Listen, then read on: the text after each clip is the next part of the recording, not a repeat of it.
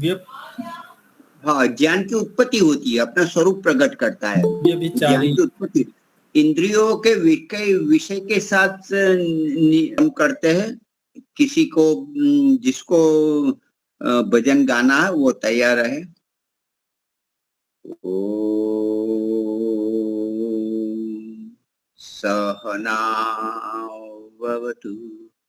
सहनौ भुनक्तु सह वीर्यं करवावहै तेजस्विना वधीतमस्तु मा विद्विषावहै। ओम शांति शांति शांति। सबको सादर नमस्ते जी। हमारे अहमदाबाद में संस्कार विषयक शिविर 12, 13, 14, 15 इस प्रकार से 4 दिन की है, सुबह शाम। तो वहाँ रुकने की, भोजन सब व्यवस्था है, तो हमें वहाँ जाना चाहिए। मैं जाने वाला हूँ, हमारे स्वामी हरीश्वरानंद जी जाने वाले हैं। हमारे कक्षा में कभी कभी राजकोट से सुरेश भाई आते थे, वो भी सपत्नीक आएंगे, तो हमें जाना चाहिए संस्कार विषय जानने के लिए। तो भजन के लिए सुमन जी आप बोल रहे थे, और कोई? हाँ, सुमन जी लीजिए। सभी को सह प्रेम नमस्ते जी। तू है सच तू है सच्चा पिता सारे संसारी का ओम प्यारा। तू ही है रक्षक हमारा। तू है सच्चा पिता सारे संसारी का ओम प्यारा। तू ही है रक्षक हमारा। चांद सूर सितारे बनाए, पृथ्वी आकाश पर्वत सजाए। चांद सूर सितारे बनाए, पृथ्वी आकाश पर्वत सजाए। अंत आया नहीं, भेद पाया नहीं, पारेवारा। तू ही है रक्षक हमारा। तू है सच्चा पिता सारे संसारी का ओम प्यारा। तू ही है रक्षक हमारा। पक्षी गणी राग सुंदर है गाते, जीव जंतु भी सर है झुकाते। पक्षी गणी राग सुंदर है गाते, जीव जंतु भी सर है झुकाते। उसको ही सुख मिला तेरी राह पर चला जो भी प्यारा। तू ही है रक्षक हमारा। तू है सच्चा पिता सारे संसारी का ओम प्यारा। तू ही है रक्षक हमारा। पाप पाखंड से हमसे छुड़ाओ, वेद मार्ग पर हमको चलाओ। पाप पाखंड हमसे छुड़ाओ, वेद मार्ग पर हमको चलाओ। लगे भक्ति में मन करे संध्या हवन विश्व ये सारा। तू ही है रक्षक हमारा। तू है सच्चा पिता सारे संसारी का ओम प्यारा, तू ही है रक्षक हमारा। अपनी भक्ति में मन को लगाना, दुख दर्द सबके मिटाना। अपनी भक्ति में मन को लगाना, कष्ट दुख दर्द सबके मिटाना। दुखिया कंगालों का और धनी वालों का तू सहारा। तू ही है रक्षक हमारा। तू है सच्चा पिता सारे संसारी का। ओम प्यारा, तू ही है रक्षक हमारा। तू ही है रक्षक हमारा। आप सभी का बहुत बहुत धन्यवाद जी समय देने के लिए। बहुत बढ़िया। हमारे वक्ता, हाँ, आज हमारे वक्ता आ चुके हैं, तो मैं निवेदन करता हूँ कि आप अपना वक्तव्य, अपने विचार प्रस्तुत करें। सबको नमस्ते। नमस्ते संतोष माता जी को नमस्ते, मुनि जी को आचार्य जी। नमस्ते। चलिए सभी लोग मिलकर एक बार गायत्री महामंत्र का पाठ करेंगे।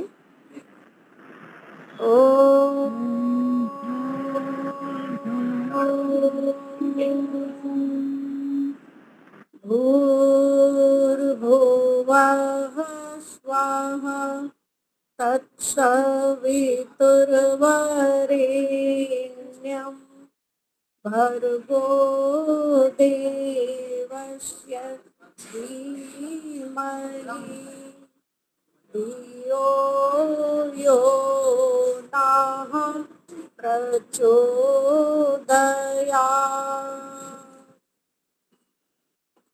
ॐ यतो यतः समीहसे ततो नो अभयं कुरु। शन्नः कुरु प्रजाभ्यो अभयं नः पशुभ्यः।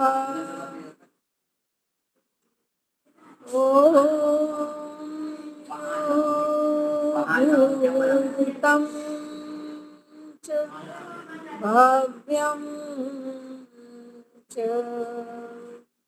सर्वं यश्चादितिष्ठति स्वर्यस्य च केवलं तस्मै ज्येष्ठाय ब्रह्मणे नमः। तस्मै ज्येष्ठाय ब्रह्मणे नमः। तस्मै ज्येष्ठाय ब्रह्मणे नमः। सम्माननीय इस कार्यक्रम के संयोजक श्रीमान महेंद्र मुनि जी और इस कार्यक्रम से जुड़े हुए सभी भक्त पुरुषों, मातृशक्ति माता संतोष जी और सभी हमारे परिचित सभी सम्मानित जन, बहुत ही सुंदर ढंग से 3-4 वर्षों से गांधीनगर गुजरात के द्वारा और श्रद्धेय महेंद्र मुनि जी के सौजन्य से ये ऑनलाइन कार्यक्रम अनवरत चल रहा है। सभी लोग एकत्रित होकर के इस ज्ञान गंगा में अवगाहन करते हैं, क्योंकि जीवन में भौतिकता के साथ आध्यात्मिकता की भी उतनी ही आवश्यकता है। जैसे पक्षी के दो पंख होते हैं, दोनों पंख में एक पंख अगर अस्वस्थ है तो वो उड़ान नहीं भर सकता।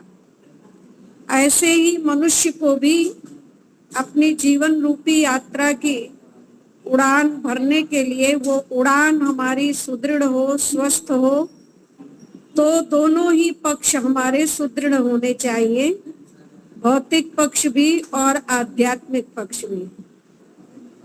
तो इस आध्यात्मिक पक्ष को सुदृढ़ करने के लिए भौतिकता में तो कहने की जरूरत ही नहीं है, सभी रंगे हुए हैं, उसमें बहुत अच्छी तरह से उसमें लीन है, लेकिन आध्यात्मिकता को भौतिकता के आगे भूल जाते हैं। तो इस आध्यात्मिक उड़ान में शक्ति भरने का कार्य जो भी ऑनलाइन काम कर रही हैं संस्थाएं, वो सभी बधाई की पात्र हैं। परमपिता परमात्मा का बड़ा सुंदर भजन गाया जा रहा था। तू है सच्चा पिता, सारे संसार का ओम प्यारा, तू ही है रक्षक हमारा। वो परमपिता परमात्मा ही हमारा रक्षक है, पोषक है और वही संहारक है। लेकिन आज उस परम पिता परमात्मा का जो ही एक सर्वशक्तिमान सत्ता है इस सारे संसार की, आज लोग जिसके वजह से ही सब कुछ है, उसी परम सत्ता को भुला करके आज लोग अपनी स्वयं की सत्ता में चूर हैं, नशे में चूर हैं। उस परम पिता परमात्मा का धन्यवाद करने के लिए उनके पास एक मिनट का भी समय नहीं है। बस ईश्वर ईश्वर, अल्लाह अल्लाह, गॉड गॉड, खुदा खुदा, ऐसा बोलते तो लोग नजर आ जाते हैं, लेकिन वास्तव में ईश्वर क्या है, ईश्वर का वास्तविक स्वरूप क्या है, ईश्वर का कार्य क्या है, बस इसे लोगों ने मान लिया है, लेकिन जानने का प्रयास नहीं किया है। आर्य समाज का प्रारंभ से ही एक सिद्धांत रहा है कि पहले हम किसी बात को अच्छी तरह से जाने और जानने के बाद ही उसको स्वीकार करें। तो जानने के लिए है क्या? जानने के लिए हम प्रत्येक बात को तर्क की कसौटी पर कसकर देखें। जब वो उस पर खरी उतरे तभी उसे स्वीकार करें। बिना तर्क की कसौटी पर कसे हुए ही किसी बात को मान लेना नादानी है, और हमने वही किया और कर रहे हैं कि बिना तर्क की कसौटी पर कसे हुए ही बातों को मान ले रहे हैं। उसी का ही ये परिणाम हो रहा है कि आज भी राम भद्राचार्य जैसे ढोंगी सन्यासी कह रहे हैं कि आर्य समाज तो अवतारवाद नहीं मानता, ऋषि दयानंद ने अवतारवाद नहीं माना, लेकिन परमात्मा तो अवतार लेता है। अगर हमने तर्क की कस करके बातों को स्वीकार किया होता तो आज हमारे देश में इतने जो भगवान पैदा हो रहे हैं ये पैदा ना होते, और भगवान ही पैदा हो रहे हों ऐसी भी बात नहीं है, केवल साथ में भगवती भी पैदा हो रही। साकार हरि बाबा के साथ में लोग कह रहे हैं कि ये उनकी पत्नी है, लेकिन 50% से ज्यादा लोग बता रहे हैं कि उनकी मामी है ना। तो ईश्वर के वास्तविक स्वरूप को न जानने के कारण आज हमारी अपनी जितनी आवश्यकताएं थी, हमारी अपनी जितनी इच्छाएं थी, उन सारी इच्छाओं को, उन सारी आवश्यकताओं को हमने भगवान के ऊपर आरोपित कर दिया। जबकि वेद तो स्पष्ट कह रहा है, न तस्य प्रतिमा अस्ति, उसकी जब कोई प्रतिमा नहीं है तो फिर वो तो सारी आवश्यकताओं से रहित हुआ। लेकिन अज्ञानतावश हमने ऐसा किया कि हमने अपनी सारी आवश्यकताओं को, कि हम खा रहे हैं तो भगवान को खिला रहे हैं, हम स्नान कर रहे हैं तो भगवान को स्नान करा रहे हैं, हम कुछ कर रहे हैं, पहन रहे हैं वस्त्र तो भगवान को पहना रहे हैं। सारी चीजें जैसी जैसी हमारी आवश्यकताएं थी वो सारी की सारी भगवान पर डाल दी, सब भगवान पर आरोपित कर दी। इसी का ही तो ये परिणाम आज भोग रहे हैं कि इतने सारे भगवान इस दुनिया में पैदा हो रहे हैं। और ऐसे भी भगवान पैदा हो रहे हैं जो राजनीति में भी कूदते हैं। सतपाल महाराज जी का नाम सुना होगा, मगर मैं उस तरफ नहीं जाना चाहती। मैं बताना ये चाहती हूँ कि महर्षि दयानंद सरस्वती ने सत्यार्थ प्रकाश के 14 समुल्लास लिखे, जिसके प्रथम समुल्लास में उन्होंने ईश्वर के 100 नामों की व्याख्या की और उन 100 नामों में ईश्वर को अजर, अमर और अविनाशी बताया। और ये 100 नाम तो समुद्र में एक बूंद के बराबर बताए गए, क्योंकि परम पिता परमात्मा इतना विराट है कि उसके उतने ही विराट गुण कर्म स्वभाव है, और गुण कर्म स्वभाव के आधार पर तो उसके असंख्य नाम हो सकते हैं। उसको हम माता भी कहते हैं क्योंकि वो हमारा निर्माण करता है, उसे हम पिता भी कहते हैं क्योंकि वो हमारा पालन करता है, उसे हम बंधु भी कहते हैं क्योंकि वो हमें नियमों में बांध करके चलाता, उसे हम सखा भी कहते हैं क्योंकि वो सुख और दुख में हमारा साथ भी देता है, उसे हम गणेश भी कहते हैं क्योंकि हमारे सभी जीवात्माओं के पाप और पुण्य उसकी गणना में रहते हैं, उसे हम ब्रह्म भी कहते हैं क्योंकि उसका सम्मान दुनिया में सबसे बड़ा। प्रियवर्धने धातु से ब्रह्म शब्द बना है। उसे विष्णु भी कहते हैं, वेवेष्टि व्याप्नोति चराचरम जगत स विष्णु। तो उसके वेदों में इतने नाम आए हैं, इंद्रम मित्रम वरुण अग्नि माहुरथो दिव्या सा सुपर्णो गरुत्मान एकम सद्विप्रा बहुधा वदन्त्यग्निम यमम मातरिश्वान माहु। परमात्मा क्या है? वो इंद्र भी है, इति ऐश्वर्य, मित्र भी है, इमिदा स्नेह ने, अपने भक्तों पर स्नेह की वर्षा करता है। वरुण है, प्रिय वर्णे, वर्ण करने के योग्य है। और अग्नि है, अगिगतो, हमें आगे आगे को ले चलता है। परमात्मा ही हमारा सच्चा नेता है। और अग्नि और क्या है? इंद्रम मित्रम वरुण अग्नि माउ दिव्या दिवु विजिगीषा। सुपर्ण है, प्रिपूर्णयो धातु से सुपर्ण शब्द बनता है, हमारी कामनाओं को पूर्ण करने वाला है।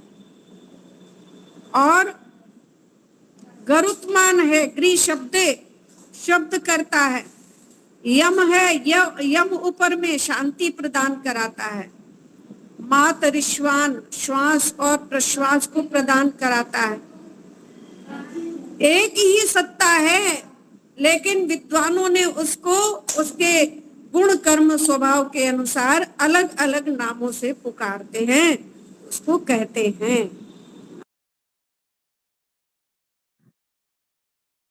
मेरा सखा तो है वही जिसका कि ओम नाम है, मस्तक बच्चे जी अब आई।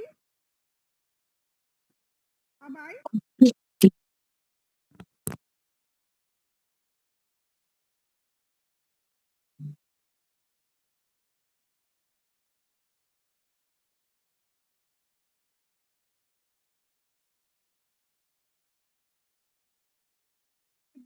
कुछ आवाज नहीं जा रही उधर।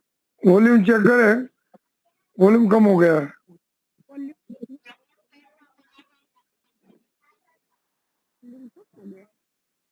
हेलो, नहीं यार दी है।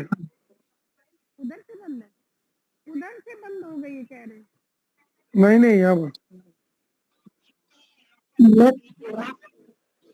लेफ्ट होकर दोबारा ज्वाइन करिए आचार्य जी। लेफ्ट हो जाइए फिर दोबारा ज्वाइन करिए। अब आई? अब आ रही? थोड़ी बड़ी। अच्छा हाँ अभी ठीक है। अब ठीक है? अब ठीक है। अच्छा अच्छा ठीक ठीक। तो मैं आपसे कह रही थी कि वो एक ही सत्ता है, पर विद्वानों ने उस सत्ता को अपने अपने हिसाब से अनेक नामों से संबोधित किया है। तो जैसे आर्य समाज उस परमपिता परमात्मा को अजर अमर और अविनाशी मानता है, वैसे ही हमारे हिंदू समाज के जो आधार स्तंभ हैं, मर्यादा पुरुषोत्तम राम और योगी राज कृष्ण, कहते हैं अगर हिंदू समाज से और अपनी भारतीय संस्कृति से इन दोनों महान पुरुषों को निकाल दिया जाए तो हिंदू समाज के पास कुछ भी नहीं बचता। ऐसे महान पुरुषों ने, जिनके चरित्र को लिखने वाले भी कोई साधारण लोग नहीं हैं, ऋषि हैं, और एक के चरित्र को लिखा है महर्षि वाल्मीकि ने और एक के चरित्र को लिखा है महर्षि व्यास ने। और ऋषि उनको ही कहते हैं जिनके मन में पक्षपात की भावना नहीं हुआ करती है, जिन्होंने ईश्वर और धर्म का साक्षात्कार कर लिया होता है, उन्हीं को ही ऋषि कहा जाता है। इसलिए कहा गया साक्षात्कृत धर्माणो ऋषयः बभूवुः। जिन्होंने ईश्वर और धर्म का साक्षात्कार कर लिया हो, उनको ही ऋषि कहा जाता है। तो ऐसे ऋषियों ने जिनके चरित्र को लिखा हो, ऐसे हमारे इन दोनों महान पुरुषों ने भी उस परम पिता परमात्मा को अजर अमर और अविनाशी ही माना है। आर्य समाज केवल अपनी बात कहे तो लोग कहेंगे ये तो अपनी वकालत करते ही रहते हैं। राम और कृष्ण के वंशज हैं और उनको आप सब लोग मानते हैं, तो उनका ही उदाहरण आप देख लीजिए प्रमाण सहित। गीता में योगी राज भगवान कृष्ण अर्जुन से कह रहे हैं ओम इति एक अक्षर ब्रह्म व्यारण माम अनुस्मरण। कह रहे हैं अर्जुन, वो ईश्वर एक है और उसका मुख्य और निज नाम ओम है। ओम ही मुख्य नाम है उस ईश्वर का। गौणिक नाम तो अनेक हैं, वो मैंने आपके सामने बताए, लेकिन बहुत लोग कहते हैं कि अगर हम उस ईश्वर का मुख्य नाम ओम ना मान करके कुछ और मान ले तो कहते हैं कि भाई कोई व्यक्ति है तो धनी राम, पर हम उसको कह दें कि ये निर्धन राम है तो कहा ऐसा उस ईश्वर पर घटता नहीं है। ओम ही परमात्मा का मुख्य और निज नाम है, ये मूलत ध्वनि है, ये अव्यय है। कोई भी गूंगा हो और बच्चा हो, बूढ़ा हो, जवान हो, सब लोग अन्य नाम भले ही ना संबोधित कर पाए, लेकिन ओम नाम ऐसा है कि ये स्वतः ही निकल जाता है। भोजन करते हैं हम लोग, तो भोजन के उपरांत जब हम तृप्त हो जाते हैं, हमारे अंदर से डकार भी आती है तो ना अल्लाह निकलता है, ना गॉड, ना भगवान, ओम ही निकलता है। ये मूल ध्वनि है। तो परमात्मा का मुख्य और निज नाम ओम है, ऐसा भगवान श्री कृष्ण जी कह रहे हैं। और वो कैसा है?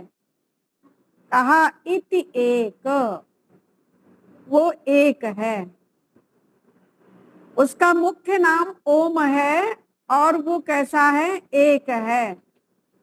तो उस एक सत्ता, एक परम तत्व जिसका मुख्य नाम ओम, और लोग उस ओम नाम के आगे अनेक शब्द लगा देते हैं। कोई हरि ओम लिख देगा, है ना, करीब कोई और लगा देगा। ओम को बाद में नहीं रखना चाहिए। ओम हरि आप कर सकते हैं, कुछ और लिखना है, गौड़िक नाम कोई लगाना है, तो पहले हम लोग भी अपना मुख्य नाम लिखते हैं, उसके बाद ही उर्फ करके जो गौड़िक नाम संबोधित करते हैं लोग, तो उसको लिखा जाता है। अब ये बात उसी तरह हो जाती है, जो लोग कहते हैं ना माने तो कहते हैं कि एक बच्चा है, गया है मेले में अपने माता पिता के साथ मेला देखने के लिए। मेले में बहुत भीड़ होती है और उस बच्चे का हाथ अपने माता पिता से छूट जाता है। छूट जाता है तो वो बच्चा रोने लगता है। रोने लगता है तो पुलिस वाले आते हैं और उस बच्चे को पकड़ करके पूछते हैं कि बेटे बताओ तुम्हारा नाम क्या है? वो कहता है मेरा नाम है पप्पू। तो पुलिस वालों ने कहा फिर आपके पापा का नाम क्या है? कहता है पापा। तो कहा तुम रहते कहाँ हो? कहता है अपने घर में। तो जिनसे अपने ही घर का पता खो गया, वो दीवाने बेचारे कहाँ जाएंगे? मारे मारे फिरेंगे इधर से उधर, ठोकरें भी जा बजा खाएंगे। इसलिए परमात्मा का मुख्य और निज नाम ओम है, और वो एक है, अनेक नहीं है। इसकी भी पुष्टि वेद करता है। वेद का मंत्र कहता है ना द्वितीयो ना तृतीयो ना चतुर्थो नाप्युच्यते, ना पंचमो ना षष्ठो ना सप्तमो नाप्युच्यते, नाष्टमो ना नवमो ना दशमो नाप्युच्यते। वो परमात्मा दूसरा नहीं, तीसरा नहीं, चौथा नहीं, पांचवा नहीं, छठा नहीं, सातवां नहीं, आठवां नहीं, नौवां नहीं, दसवां नहीं, वह तो एक है। ओम इति एक। और वो कैसा है? अक्षर है। न क्षरतीति अक्षरः, वो कभी नष्ट नहीं होता है। और ओम इति एकाक्षर ब्रह्म, वो ब्रह्म है। सर्वेभ्यो बृहत्वात् ब्रह्म, संसार में वो सबसे बड़ा है, इसीलिए उसको ब्रह्म कहा जाता है। तो कहा मैं ऐसे ईश्वर की उपासना करता हूँ जो जिसका मुख्य नाम ओम है और वो एक है, जो अक्षर है, अविनाशी है, और जिसे ब्रह्म कहते हैं। मैं ऐसे ईश्वर की उपासना करता हूँ। हे अर्जुन, तुम भी उस एक अविनाशी ब्रह्म की उपासना करो। यहाँ पर योगी राज कृष्ण ने अपने आप को ईश्वर नहीं बताया है, यहाँ पर उन्होंने अपने आप को एक ईश्वर का उपासक बताया है। और जब वो जा रहे हैं संधि का प्रस्ताव लेकर के, और मार्ग में संधि बेला हो जाती है, संध्या का समय हो जाता है, तो सारथी से वो कहते हैं सारथी रथ रोक दो, अब संध्या का समय हो गया है, मैं संध्या करूंगा। अगर वो स्वयं ईश्वर हैं तो संध्या किसकी कर रहे हैं? इसी प्रकार से मर्यादा पुरुषोत्तम राम के जीवन में भी आता है कि विगत दिवस गुरु आयस पाई, संध्या करन चले दो भाई। गुरु की आज्ञा मिलती है, दोनों भाई बैठ करके संध्या करते हैं। और संध्या का अर्थ भी हमें जानना चाहिए। बहुत लोग जानते भी होंगे, प्रतिदिन समय से करते भी होंगे। संध्यायन्ति संध्यायते परब्रह्म यस्याम सा संध्या, जिसमें हम उस परम पिता परमात्मा का सम माने अच्छी प्रकार से ध्या माने ध्यान करते हैं, उसी को ही संध्या कहा जाता है। तो कहने का तात्पर्य है, हमारे इन दोनों महान पुरुषों ने उस परमपिता परमात्मा को जिस रूप में है उसी रूप में माना है, अजर अमर और अविनाशी माना है। इन्होंने अपने आप को एक ईश्वर का उपासक बताया है, अपने आप को ईश्वर नहीं बताया। ये भग ऐश्वर्यवान युक्त, ये ऐसे गुणों से युक्त थे, ऐसे ऐश्वर्यों से युक्त थे, हर तरह से ये इनके कार्य ऐसे युक्त थे महान, कि जिसकी वजह से इनको भगवान की संज्ञा दी गई, ना कि ये साक्षात भगवान थे। स्वयं आप देख लो, प्रमाण सहित और लिख रहे हैं कि मैं ऐसे ऐसे ईश्वर की उपासना करता हूं। तो कहने का तात्पर्य ये है, भले ही तुलसीदास जी ने कुछ ऐसा लिखा, एक तरफ तो उन्होंने निराकार वाली बात कही कि बिनु पग चले सुने बिनु काना, कर बिनु कर्म करे विधि नाना, आनंद रहित सकल रस भोगी, बिनु वाणी वक्ता बड़ योगी, है ना। लेकिन दूसरी तरफ उन्होंने कहा कि जैसे हमारे हाथ वैसे परमात्मा के, जैसे हमारे पैर वैसे परमात्मा के, जैसे हमारे हाथ वैसे उस ईश्वर के, हमारा मुख वैसा ईश्वर के। तो दूसरी तरफ साकारवाद में भी लाकर खड़ा कर दिया। आज भी जितने मत मजहब और संप्रदाय हैं, उन्होंने किसी ने भी ईश्वर को मानने में 1% की भी कमी नहीं की है, 1% की भी, लेकिन ईश्वर को जानने में कमी कर दी है। हमारे जो मुसलमान भाई हैं, वो एक तरफ कहते हैं अल्लाह हाजिर और नाजिर है। तात्पर्य क्या हुआ कि वो ईश्वर कण कण में विद्यमान है, जर्रे जर्रे में व्याप्त है। लेकिन दूसरी तरफ ये भी कह दिया कि अल्लाह 7वें आसमान पर तख्त पर बैठा हुआ है।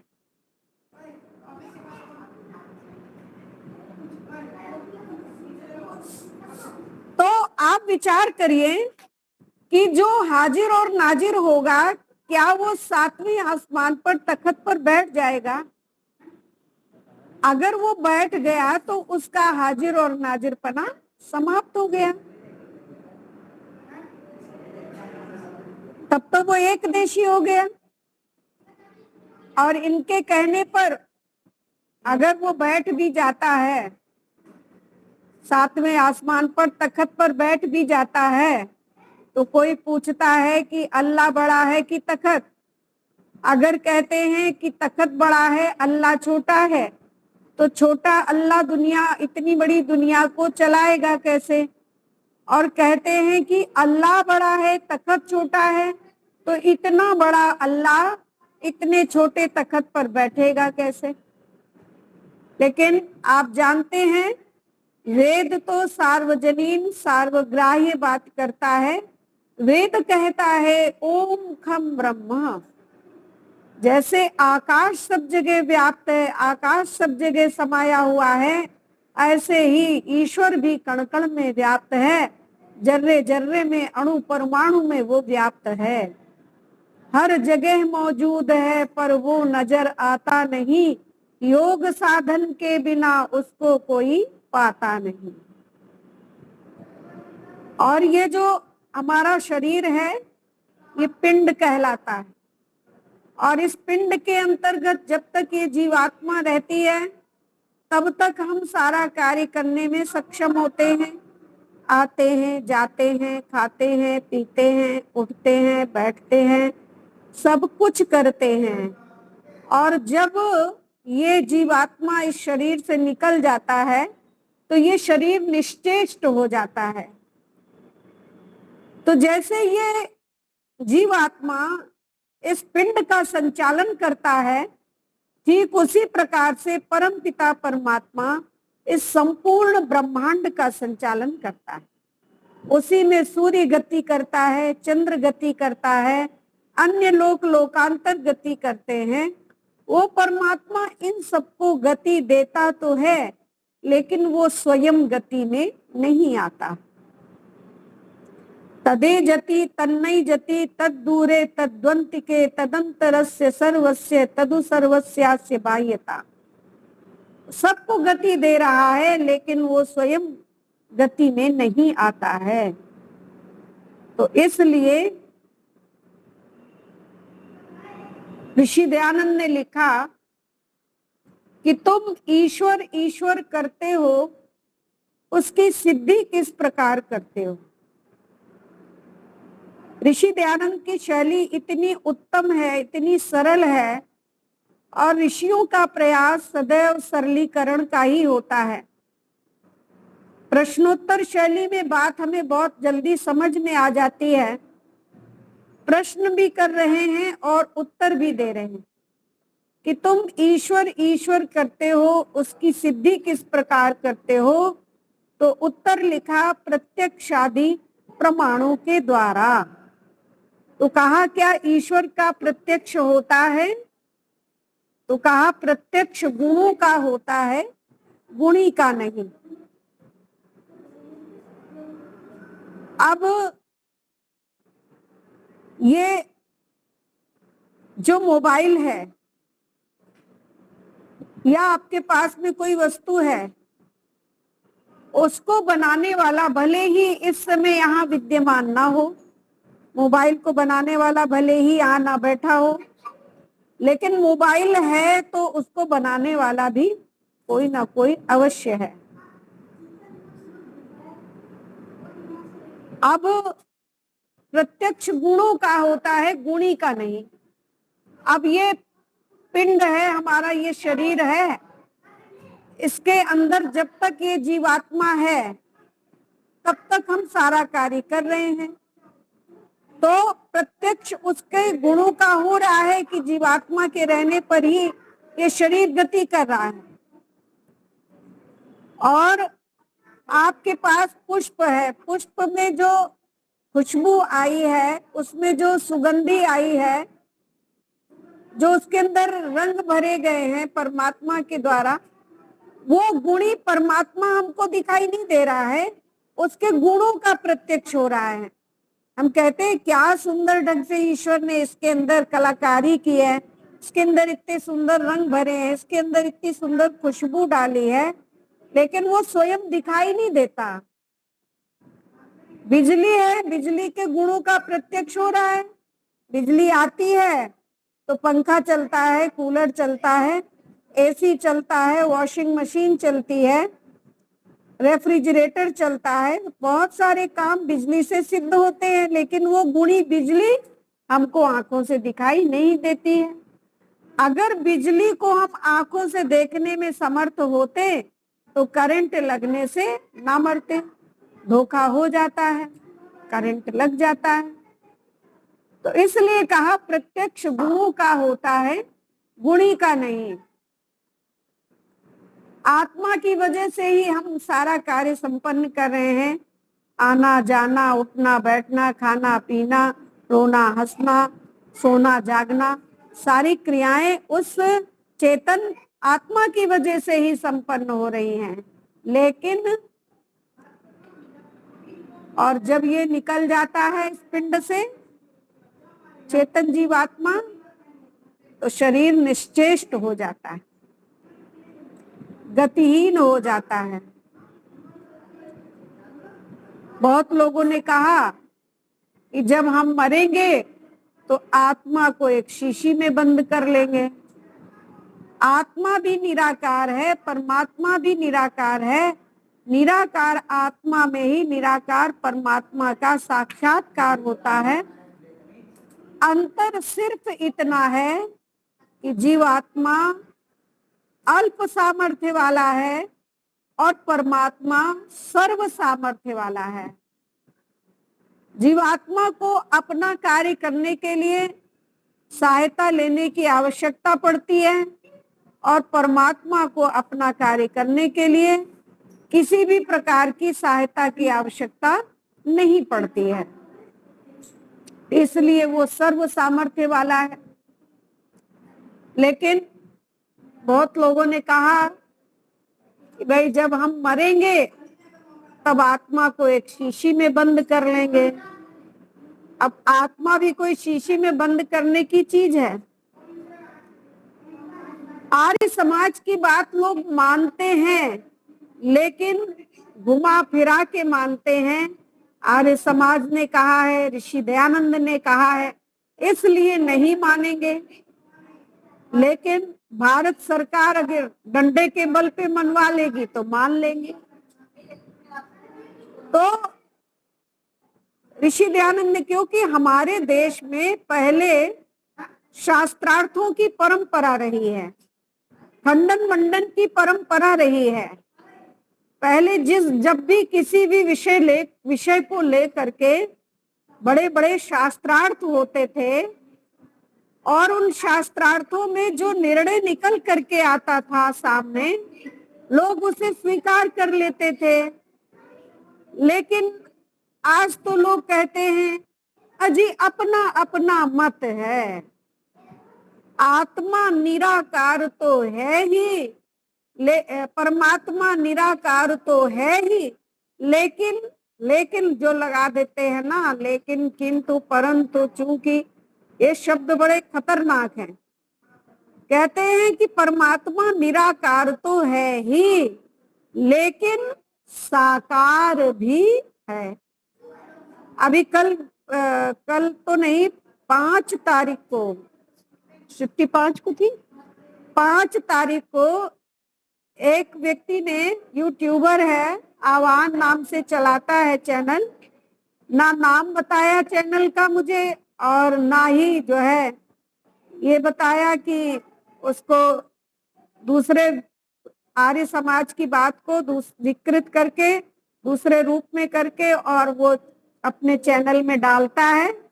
समाज का नाम अलंकरण समाज रखे है, आर्य समाज का नाम, और कहा कि हम आर्य समाज का थोड़ा सा इंटरव्यू लेना चाहते हैं। तो वो आए सज्जन और वहाँ आर्य प्रतिनिधि सभा उत्तर प्रदेश में उन्होंने इतने कुतर्क किए, लेकिन एक भी उनका चल नहीं पाया। वो वीडियो मैंने मुनि जी को भेजी है। तो इस तरह से लोग दोनों ही नावों में पैर रखते हैं कि परमात्मा निराकार तो है ही, लेकिन साकार भी। अपने मुंह से ही इस बात का पृष्ठ पेषण कर रहे हैं कि निराकार तो है ही। सज्जनों, ही पक्ष जो है वो सिद्ध पक्ष में आता है। जब कोई बात हम पक्की तौर पर मनवाते हैं किसी से, तो हम कहते हैं जी ऐसा भी नहीं, ऐसा ही है। ही पक्ष निश्चयात्मक है और भी जो है वो निश्चयात्मक नहीं है। तो वो कह रहे हैं कि निराकार तो है ही, माने कि वो निराकारिता में परमात्मा की कोई संदेह नहीं है कि वो निराकार नहीं है, लेकिन साकार भी है। अब जो भी पक्ष आता है वो साध्य पक्ष में आता है। आवश्यकता इस बात की है कि साध्य को सिद्ध करने की आवश्यकता है, जरूरत है। महर्षि दयानंद सरस्वती जी अमृतसर में ईश्वर सिद्धि पर प्रवचन दे रहे थे और उनके प्रवचन को जब वहां के लोगों ने सुना तो वो उनके प्रवचन को बर्दाश्त नहीं कर पाए और परिणाम क्या किया कि उनके ऊपर पत्थरों की बौछार करनी प्रारंभ कर दी। और पत्थरों की जब बौछार हुई तो ऋषि दयानंद के मुख से और उनकी नासिका से अविरल रक्त की धारा प्रवाहित होने लगी। और जब रक्त की धारा प्रवाहित होने लगी तो ऋषि दयानंद ने अपने मुख में और नासिका में रुमाल लगा लिया और रुमाल लगा करके वो धारा प्रवाह प्रवचन करते चले गए। कुछ लोग आए और उनसे कहने लगे कि आप इस तरह से प्रवचन करते चले जा रहे हैं। आपका ये प्रवचन यहाँ कोई बर्दाश्त नहीं कर पा रहा है। ईश्वर सिद्धि ये प्रवचन यहाँ कोई नहीं सुनना चाहता। उसी का परिणाम है कि आपके ऊपर पत्थरों की बौछार हो रही है, और आप हैं कि पत्थरों की बौछार खाने के बावजूद भी, नासिका से मुख से रक्त की धारा बहने के बावजूद भी निरंतर प्रवचन करते चले जा रहे हैं। क्या आपको इस बात से लेश मात्र भी कष्ट की अनुभूति नहीं हो रही है? ऋषि दयानंद कहते हैं कि आप सब मेरे पास कष्ट की बात करने आए हो। अरे आज तो यह दृश्य देखकर मुझे हार्दिक प्रसन्नता की अनुभूति हो रही है कि जिन पत्थरों को लोग अपने घरों में सजा करके रखते हैं, उनकी आरती उतारते हैं, उन पर फूल चढ़ाते हैं, तिलक लगाते हैं, वही लोग आज ईश्वर सिद्धि का प्रवचन सुनने के बाद से अपने घरों में रखे हुए पत्थरों को उठा करके और मेरी तरफ फेंक फेंक करके ये इंगित कर रहे हैं कि आज से आपका ईश्वर सिद्धि का प्रवचन सुनने के बाद से हम पाषाण पूजक रह ही नहीं गए। आज से तो हम शुद्ध रूप से उस निराकार ईश्वर के उपासक हैं। तो ऋषि दयानंद की तर्क शक्ति का सानी मिलने वाला नहीं है। ऋषि दयानंद के पास जो भी लोग जब भी कभी भी षड्यंत्र बना करके आते थे, वो सदैव अपनी मुंह की खा करके ही चले जाते थे। कोई ऋषि दयानंद की प्रतिमा बना करके गधे में रख करके घुमा रहा है और कह रहा है कि ऋषि दयानंद जी देखो, तुम्हारी प्रतिमा को लोग गधे पर रखकर घुमा रहे हैं, कह रहे हैं कि दयानंद तो गधे पर घूम रहा है। ऋषि दयानंद ने कहा वो तो नकली दयानंद है, और नकली दयानंदों की यही स्थिति होनी चाहिए, असली दयानंद तो ये बैठा है। इसी तरह से काशी में जब शास्त्रार्थ हुआ, वहां पर भी काशी के 27 विद्वान एक तरफ और महर्षि दयानंद सरस्वती जी एक तरफ। बाल शास्त्री जी ने कहा रचनानुपत्तेष्ट, ये सूत्र जो है वेद मूलक है कि नहीं है? ऋषि दयानंद ने कहा ये तो सारे वेदों को पढ़कर के ही जाना जा सकता है। तो कह रहा है कि क्या आपने सारे वेदों को नहीं पढ़ा? ऋषि दयानंद ने कहा आपने पढ़ा है? तो कहा हाँ मैंने तो पढ़ा है। बोले पढ़े हैं आपने चारों वेद, तो बताइए धर्म का लक्षण क्या है? तो वो चारों वेदों के ज्ञाता होने के बावजूद भी जो दम भर रहे थे कि हम चारों वेदों के ज्ञाता हैं, वो धर्म के लक्षण नहीं बता पाए। तब बाद में स्वामी विशुद्धानंद जी आए और कहने लगे आप स्वामी जी अगर कहें तो हम धर्म के लक्षण बता दें। तो स्वामी जी ने कहा नहीं, आप अधर्म के लक्षण बता दीजिए। इसलिए महर्षि दयानंद सरस्वती के जो शिष्य गुरु थे स्वामी विरजानंद सरस्वती जी, उन्होंने उनको काल जिन्न कुलक्कड़ की उपाधि दी थी। काल भी जिसका पार नहीं पा सकता, ऐसे थे स्वनाम दयानंद। बहुत लोग कहने लगे आकर के आप तो अपने को बाल ब्रह्मचारी कहते हो, लेकिन सुना है कि आप तो एक स्त्री भी रखते हो। ऋषि दयानंद ने कहा स्त्री एक नहीं दो रखता हूँ, एक का नाम दया है, एक का नाम सरस्वती है, और उन दोनों के बीच में मैं आनंद हूँ। इसीलिए लोग मुझे दयानंद सरस्वती कहते हैं। तो इसलिए ऋषि दयानंद को हम जितना पढ़ते जाएं, गहराई से जितना समझते जाएं, और उनकी फिलॉसफी जो उन्होंने सारे आर्ष ग्रंथों को प्रमाण मान करके और उनका अच्छी तरह अनुडोलन विलोडन करके उन्होंने जो अध्ययन किया, उसका निचोड़ जो सबके सामने प्रस्तुत किया है, उसके आधार पर अगर हम अपने ज्ञान को परिमार्जित करें, परिष्कृत करें, और अपने ज्ञान का वर्धन करें तो आज जो इतनी समस्याएं इस संसार में पाखंडी और धूर्त लोग सिर्फ अपने स्वार्थ की पूर्ति के लिए, अपने पैरों को पुजाने के लिए, अपनी लोकेशणा को तृप्त करने के लिए, संतुष्ट करने के लिए, और दुनिया जाए भाड़ में, मरे चाहे जिए, जो भी हो, बस हमको ईश्वर का अवतार बन करके रहना है, चमत्कारों की घोषणाएं करनी है ना। और अगर कहीं भी आर्य समाज आड़े आता है तो आर्य समाज के ऊपर कुछ कुछ इस तरह से आरोप प्रत्यारोप लगा करके चर्चा में बने रहने का, आज ये सब जो उपक्रम चल रहा है, अगर ऋषि दयानंद की फिलॉसफी को समझ करके हम उसको कार्यान्वित करें, उनको आत्मसात करके अपने जहां से भी निकल जाएं, अपने आप में अगर एक चलती फिरती संस्था बन जाएं, जहां से निकल जाएं वहीं हलचल मचा दे, वहीं क्रांति कर दें, जहां पर है, जिस रूप में है, जिस स्तर में है, तो देखिए कैसे नहीं सुधार होगा। हमेशा से आर्य समाज ने ही हर समस्याओं का समाधान किया है, हर एक कार्य में सबसे आगे खड़ा आर्य समाज ही दिखता है।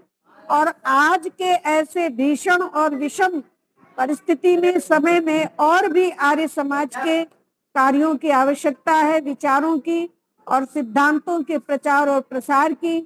इसलिए केवल सुन करके ही इतिश्री ना हो, उसे कार्यान्वित करने में भी आप लोग जब संलग्न होंगे, हम भी अपने स्तर से यहाँ बहुत कुछ करते रहते हैं, आप सब भी अपने स्तर से जाग जाएं और सुधारवादी आंदोलन बन जाएं, तो जितना ये धर्म और ईश्वर के नाम पर पाखंड चल रहा है, नाम का झगड़ा, काम का झगड़ा है ना, भगवान का झगड़ा है, स्थान, नाम का झगड़ा, काम का झगड़ा, स्थान का झगड़ा है, भक्त कहाने वालों में भगवान का झगड़ा है। मरी पड़ रही है दुनिया नाम पर तेरे, कोई कहता है यहाँ है तू, कोई कहता है वहां है तू, काशी में कोई बताता है, काबा में कोई कहता है, मैं कहती हूँ भटको न कहीं, भगवान सब जगह रहता है।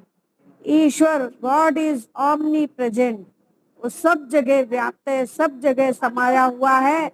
हर जगह उसको व्याप्त मान करके, पूरे संसार को परमात्मा का मंदिर मान करके अगर आप काम करेंगे कि यहाँ ये इस स्थान पर मैं आया हूँ तो ये भी ईश्वर का मंदिर है, यहाँ हूँ, जहाँ चल रहा हूँ वही ईश्वर का मंदिर है, ईश्वर हमको हर जगह देख रहा है, हमारे कार्यों का निरीक्षण कर रहा है, तो हम कभी भी जीवन में गलत कार्य नहीं करेंगे। और गलत कार्य नहीं करेंगे तो अपना यह लोक भी सार्थक करेंगे और परलोक भी सार्थक करेंगे। बहुत ही सुंदर भजन की भूमिका मिली। तू है सच्चा पिता सारे संसार का, ओम प्यारा तू ही है रक्षक हमारा। वो परमात्मा का जो मुख्य नाम ओम है, उसका अर्थ ही है अवरक्षणे। वो परमात्मा हमारा रक्षक है। जब हम उसके मुख्य और निज नाम ओम का स्मरण करते हैं तो वो परमात्मा हमारी रक्षा करता है, सब ओर से हमको प्रोटेक्ट करता है।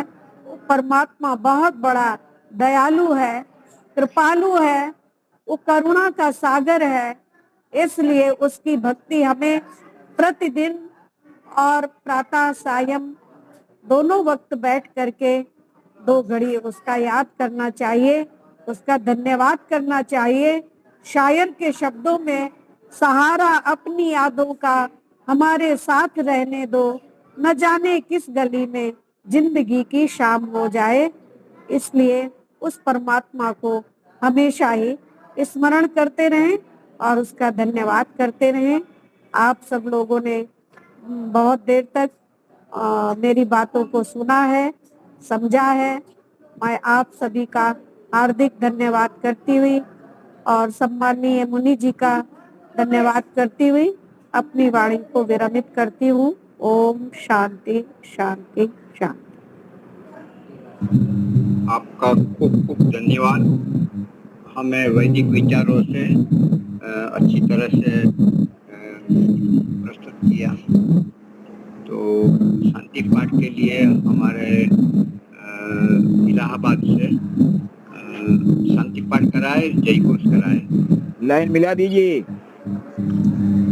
लाइन मिला दीजिए। हाँ जी, आपका आवाज आ रही है। आ रही है? हाँ क्यों जी। मैं मिला नहीं पा रहा हूँ? नजदीक आवाज आकर जा रही बोले, स्पष्ट आए। आवाज जा रही है? आवाज थोड़ी कम आ रही है। शांति पाठ करावें? हाँ जी, हाँ जी। क्योंकि मैं नहीं समझ पा रहा हूँ, मैं बोल रहा हूँ शांति पाठ। पहले ओम द्यौ शांति अंतरिक्षं शांति पृथ्वी शांतिरापः शांतिरोषधयः शांतिर वनस्पतयः शांतिर्विश्वे देवा शांतिर्ब्रह्म शांतिः सर्वं शांतिः शांतिरेव शांतिः सामा शांतिरेधि। शांति पाठ हो रहा है। हेलो, हाँ, मुनि जी। ठीक है, आवाज आ रही है, बोलिए। आवाज आ रही है? जय जय घोष होगा। मेरी आवाज जो बोले सो अब है। अधिक धर्म की जय हो। मर्यादा पुरुषोत्तम भगवान राम की जय हो। योगीराज भगवान कृष्ण की जय हो। व्याकरण स्वरूप गुरु गिरिजानंद की जय हो। युग प्रवर्तक महर्षि दयानंद सरस्वती की जय हो। भारत माता की जय हो। गौ माता की रक्षा करे। देश के अमर शहीदों की जय हो।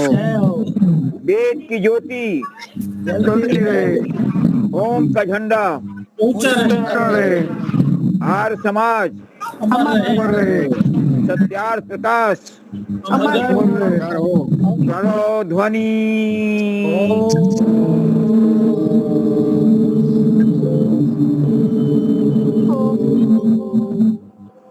वैदिक अभिवादन सबको सादर। नमस्ते जी। सभी को सादर नमस्ते।